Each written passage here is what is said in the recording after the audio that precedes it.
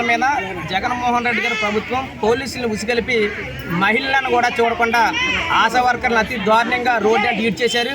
CIT నాయకులను కూడా 2 రోజుల ముందు అరెస్ట్ చేసి ఈ రోజు కూడా విడుదల చేయకుండా పోలీస్ స్టేషన్ చుట్టూ తిప్పుతూ ఉన్నారు. దానికి నిరసనగా ఈరోజు ఎన్డీటీ సర్వే సంబంధించి ఇవాళ రేపు కూడా బాయ్కాట్ చేయాలని చెప్పేసి ఆశా వర్కర్ల యూనియన్ రాష్ట్ర కమిటీ పిలుపునిచ్చింది. ఆ పిలుపుకు అనుకూలంగా ఈరోజు రేపు కూడా తుని ఎంఆర్ఓ ఆఫీస్ దగ్గర నిరసన కార్యక్రమం చేస్తూ ఉన్నాం.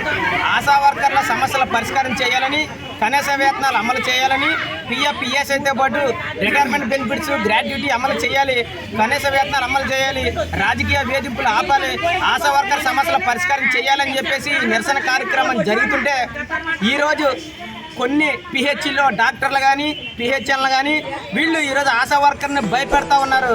మీ జీతాలు ఆపేస్తాం, మీరు రేపు ఎలాగ డ్యూటీ చేస్తారని చెప్పేసి ఆశా వర్కర్ని భయపెడతా ఉన్నారు.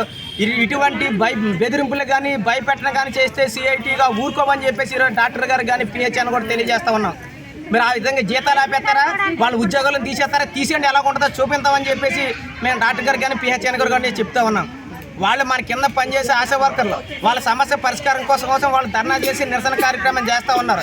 మీరు వాళ్ళకి సానుకూలంగా స్పందించి వాళ్ళకి అనుగుణంగా ఉండవలసింది పోయి వాళ్ళని ఈరోజు భయపెట్టే కార్యక్రమం చేస్తే ఊరుకోమని చెప్పి తెలియజేస్తా ఉన్నాం. ఇదే విధానాలు సాగితే మాత్రం రేపు మీ పిహెచ్ హాస్పిటల్ దగ్గర మీ డాక్టర్ గారు ముందే ఈరోజు ధర్నా పెట్టవలసి ఉంటుందని చెప్పేసి మేము తెలియజేస్తా ఉన్నాం. నా పేరు శ్రీనివాస్, సిఐటియు తుని ఆశా వర్కర్ల యూనియన్ లీడర్ని. ఇటువంటి బెదిరింపులు చేస్తే మాత్రం మీ హాస్పిటల్ ముందే ధర్నా చేస్తామని చెప్పి సందర్భంగా తెలియజేస్తా ఉన్నాం.